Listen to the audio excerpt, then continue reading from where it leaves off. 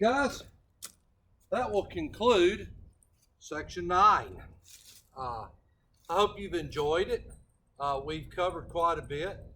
Guys, we covered all the way from Harry Truman. We started with the Harry Truman administration. We talked about how Harry Truman had ended World War II by dropping the atomic bomb. We talked about how Harry Truman had basically, through containment, had got us into Korea. You know, Harry Truman's also responsible for the Marshall Plan. The rebuilding of both Japan and Germany were really ideals that came out of that Truman administration. We talked about Dwight D. Eisenhower, the old chiseled general, the one who had brought us through World War II. We had 8 years under Eisenhower of no war. We had the interstate system and the very beginning of school trying to end the racial problems and segregation all came under Eisenhower. Then we talked about guys like JFK. JFK had a lot of dreams. He had a lot of visions. He didn't live to see them through, and we'll never know on his administration what he could have done. He's followed up by Lyndon Baines Johnson, one of the most awkward, rudest men maybe to ever hold the office of the presidency, but yet Johnson is your civil rights president. Remember, Johnson was the guy that grew up poor. Johnson had nothing. Johnson understood what it was to be poor. He understood what it was not to have anything. Remember, Johnson's your president that works as a janitor to pay him way through school. He did not have that Ivory League background that people like JFK and FDR had. He came from Johnson City, Texas.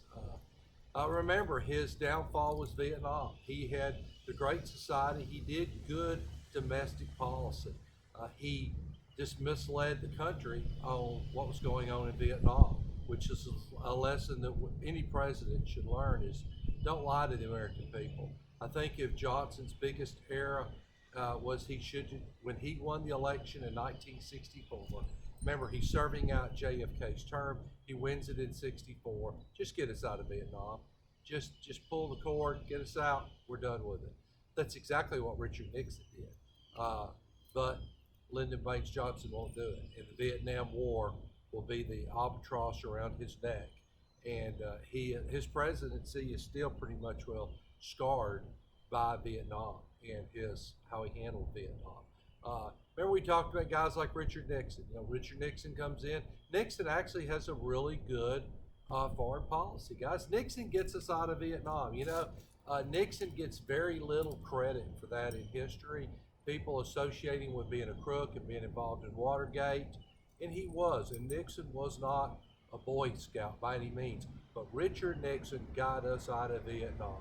He got us out of a juggernaut that it became a quagmire for the American military, and we were stuck there, and Nixon gets us out. No, it's not an unconditional type surrender like we saw from Grant. It wasn't an all-out victory that we saw in World War II that we got from the Germans and the Japanese. We simply packed up, we went home. But we were gone, we were out of there.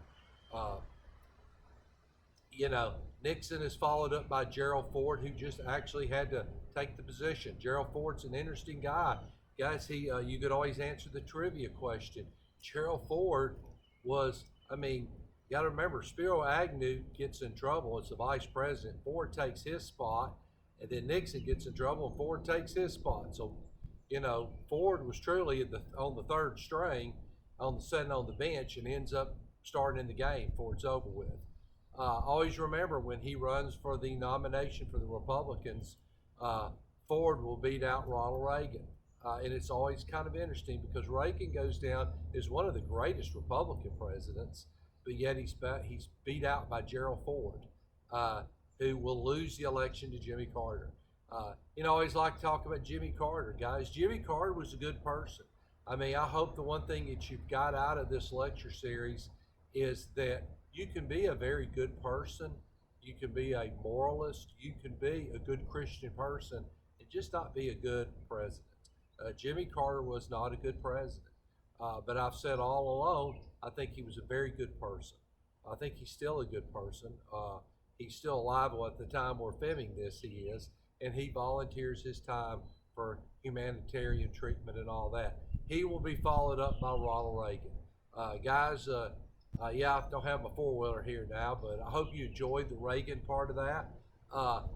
Because Reagan was an ordinary type guy. I mean, Reagan was a guy that worked out on his ranch and he cut brush.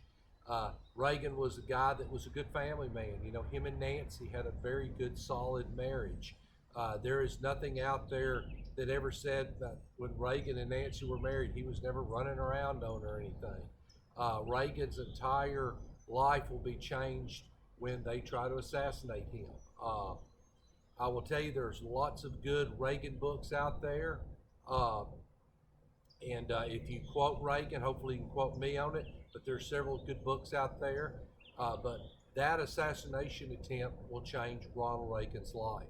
He truly feels that his life has been spared by God for a greater purpose. You know, guys, maybe it was. He did get us out of that Cold War. Him and Mikhail Gorbachev both negotiated for weapons reduction. And I can tell you from growing up in that era of time, even as a little kid, it was very scary. We did bomb drills. They just did not know when the Great War between the Soviet Union and America was going to happen. And if that war did happen, it was an all-out nuclear war with no winners. And Ronald Reagan feared that, and Ronald Reagan made that his destiny. Because I guess in a lot of ways Reagan was a child of destiny. And he made the point to do away with that Cold War. So I hope you enjoyed this section. We're going to follow it up with the last of the sections. It is section 10.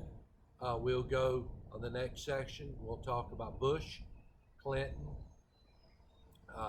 the other Bush, Barack Obama, and Donald Trump. Okay, guys, that's what we got for now.